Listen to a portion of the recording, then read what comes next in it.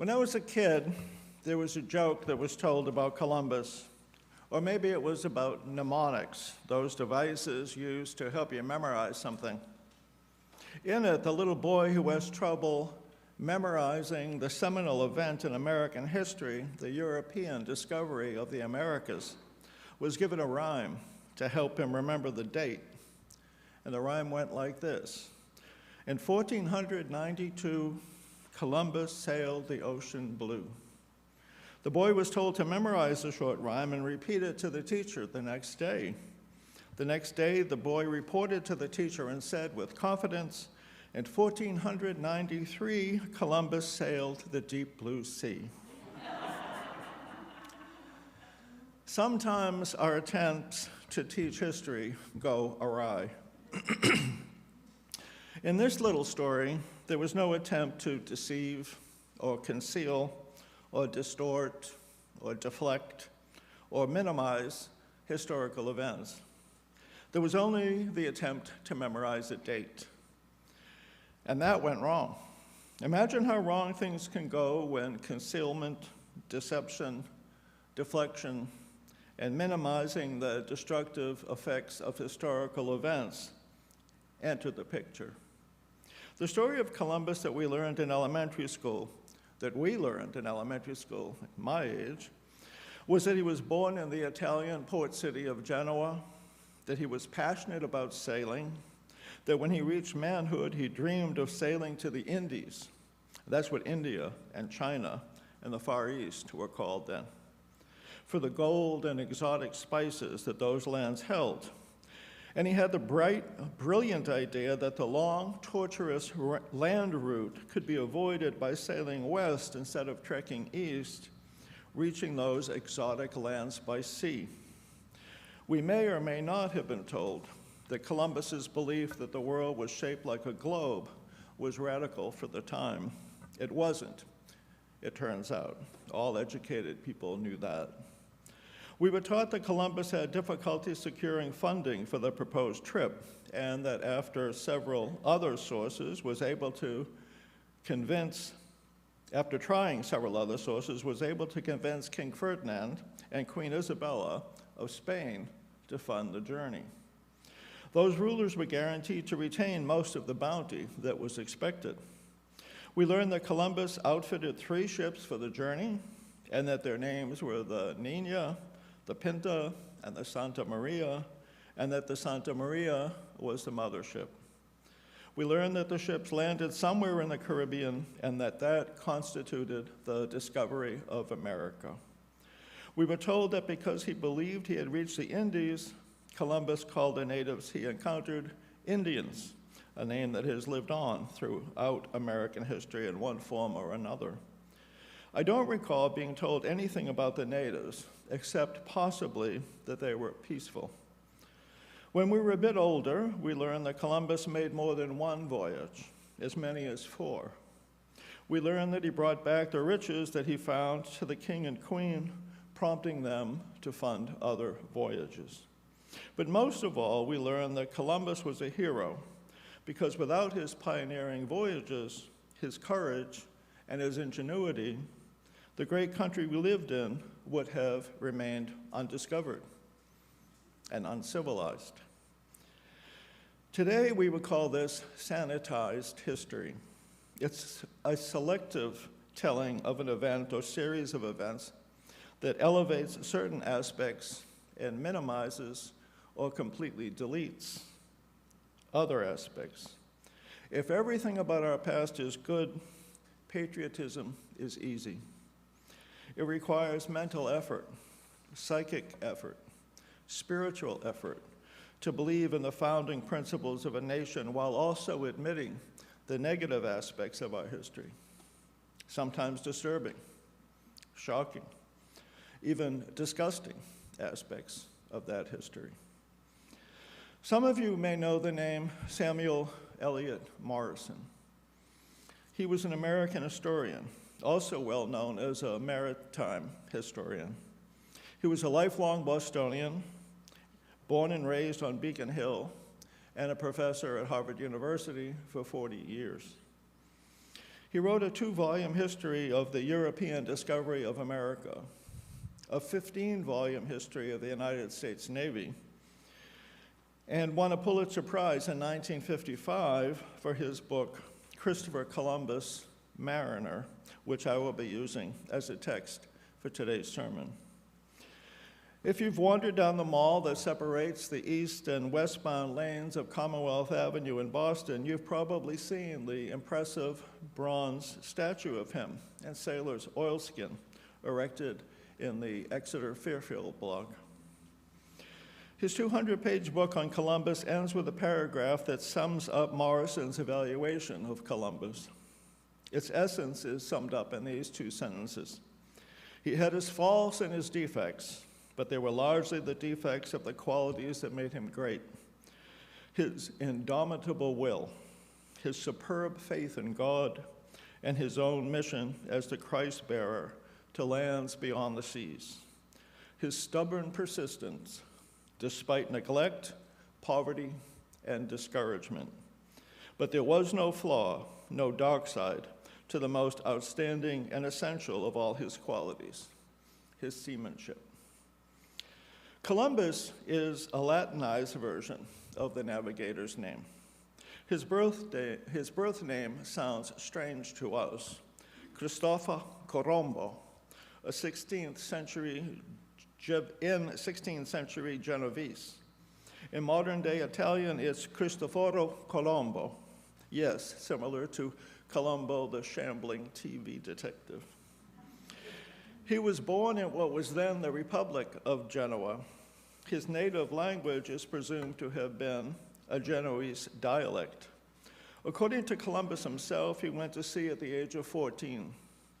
He began his career as a business agent for several wealthy families. In May 1476, according to our friends at Wikipedia, he took part in an armed convoy sent by Genoa to carry valuable cargo to Northern Europe.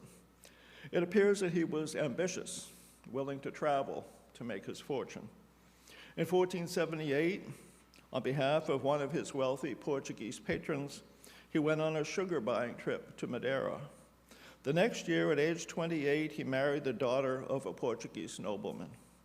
The marriage was short-lived, as his wife, Felipa Perestreo e Moniz, died 6 years later, but not before giving birth to a son, Diego. He left Portugal for Castile in 1485, where he found a mistress in 1487, a 20-year-old orphan named Beatriz Enriquez de Arana. With her, he had a second son. However great a sailor he was, Columbus was a sloppy, or at least not very competent, mathematician.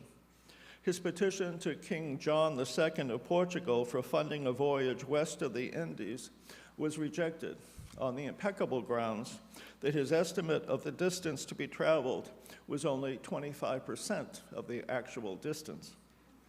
Columbus's eventual petition to Queen Isabella of Spain was successful only because the king's clerk, Luis de Santangel, convinced her that Columbus would take his ideas elsewhere if she didn't fund him first. She was convinced to support the mission not so much because she believed in it, but because of what young people today refer to as FOMO, fear of missing out. Columbus's first voyage to what turned out to be the New World was done in 2 stages. The first took him and his men from the Andalusian port of Palos de la Frontera to the Canary Islands. There he restocked provisions and made repairs before undertaking what turned out to be a 5-week voyage to a land called by its natives Guanahani, but which Columbus rechristened San Salvador. And here is where the story takes a dramatic, sad, and tragic turn. In his landmark 1980 alternative history, A People's History of the United States, written from the viewpoint of the conquered and the oppressed, Howard Zinn quotes from Columbus himself, describing the first encounter of the Europeans with a native Arawak. They brought us parrots and balls of cotton and spears and many other things, which they exchanged for glass balls and hawk's bells. They willingly traded everything they owned.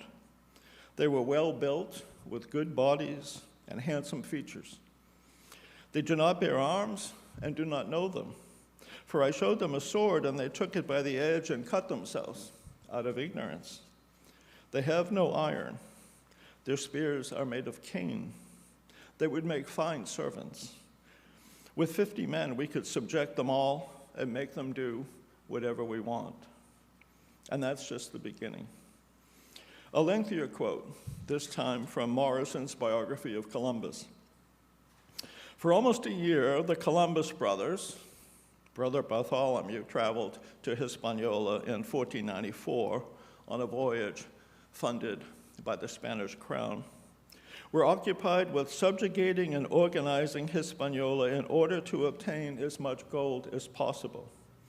Several forts were built in the interior, and armed men were sent to force natives to deliver a tribute of gold, the alternative to being killed.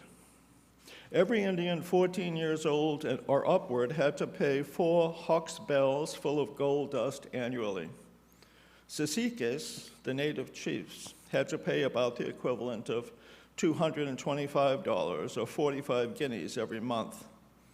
As historian Bartolomé Las Casas wrote, the system was irrational, abominable, and intolerable.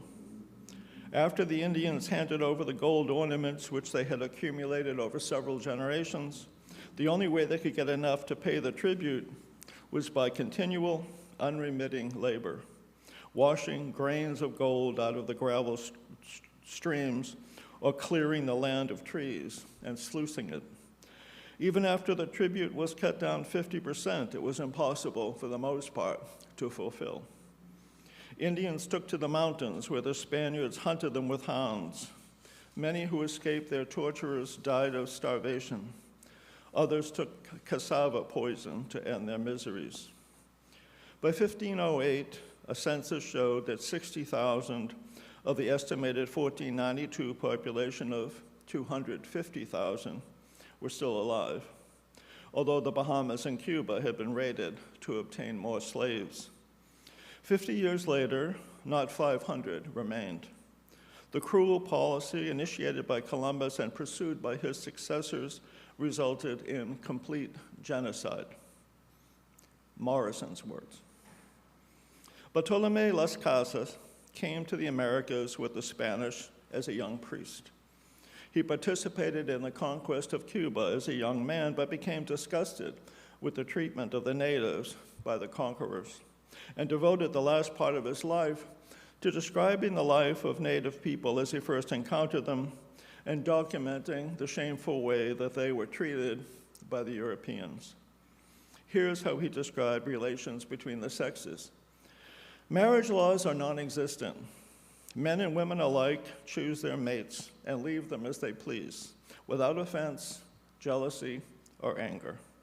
They multiply in great abundance. Pregnant women work to the last minute and give birth almost painlessly. Up the next day, they bathe in the river and are as clean and healthy as before giving birth. If they tire of their men, they give themselves abortions with herbs that force stillbirths, covering their shameful parts with leaves or cotton cloth. Although on the whole, Indian men and women look upon total nakedness with as much casualness as we look upon a man's head or his hands. Of the natives as a whole, Las Casas says, they put no value on gold and other precious things. They lack all manner of commerce, neither buying nor selling, and rely exclusively on their natural environment for maintenance. They are extremely generous with their possessions, and by the same token covet the possessions of their friends and expect the same degree of liberality. Las Casas' book is called History of the Indies, but it could well have been called Tragedy of the Indies, judging from the excerpts I've seen. Howard Zinn quotes Las Casas as follows: endless testimonies prove the mild and pacific temperament of the natives, but our work was to exasperate, ravage, kill, mangle, and destroy. Small wonder then if they tried to kill one of us now and then. The admiral, Columbus, it is true, was blind as those who came after them, and he was so anxious to please the king that he committed irreparable crimes against the Indians. The question that kept rising for me as I read Las Casas' account of the treatment of the native peoples by the Spaniards under Columbus's command was, what and whom do we honor when we celebrate Columbus Day? Again, I quote from Zinn, who quotes from Las Casas. The Spaniards grew more conceited every day. They rode the backs of Indians if they were in a hurry, or were carried on hammocks by Indians running in relays. The Spaniards thought nothing of knifing Indians by 10s and 20s, and of cutting off slices off them to test the sharpness of their blades. Las Casas tells of how 2 or 3 of these so-called Christians met 2 Indian boys one day, each carrying a parrot. They took the parrots, and for fun, beheaded the boys.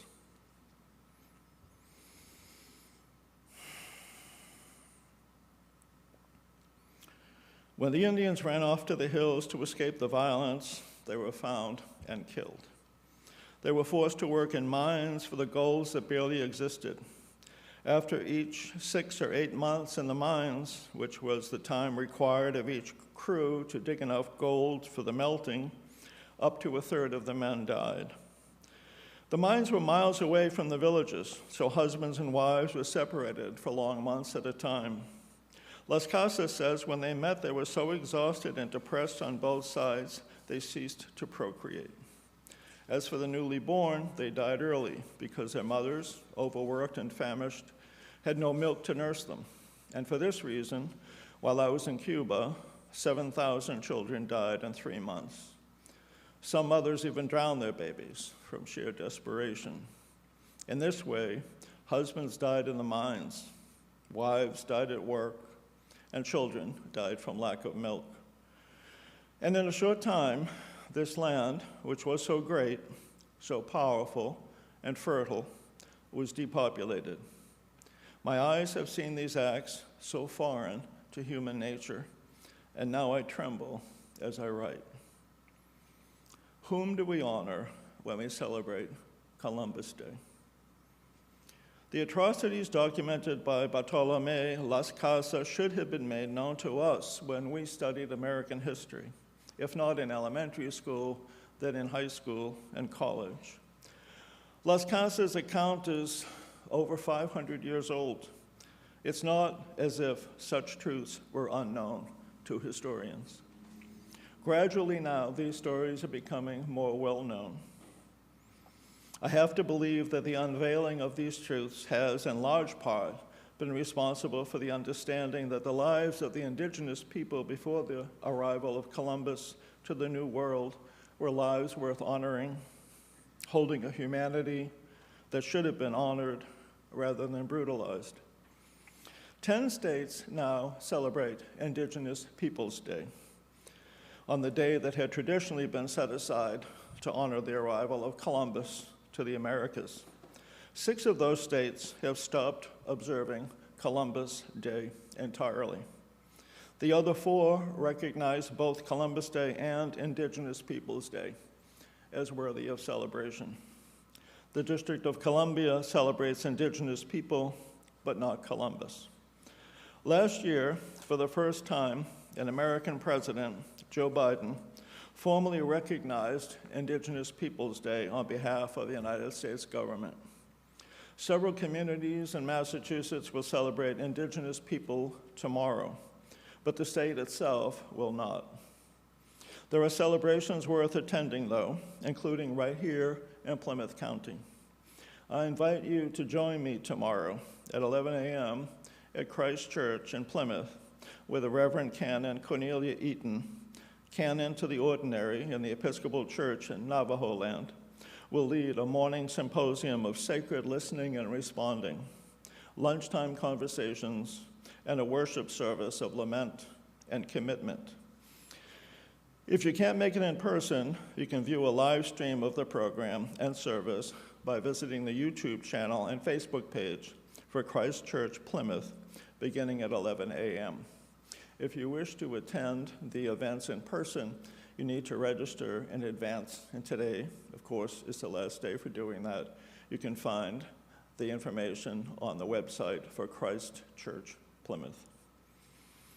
On the first page of Samuel Eliot Morrison's Christopher Columbus, Mariner, he says, "America was discovered by Columbus purely by accident and was named for a man who had nothing to do with it. We now honor Columbus for doing something that he never intended to do and never knew that he had done. Yet we are right in so honoring him, because no other sailor had the persistence, the knowledge, and the sheer guts to sail thousands of miles into the unknown ocean until he found land." But is Morrison right? Does the achievement and sailing expertise in the service of securing gold, spices, and ultimately human beings as slaves deserve an annual day of commemoration, considering the ravages brought upon whole civilizations of relative innocence? I leave it to you to decide.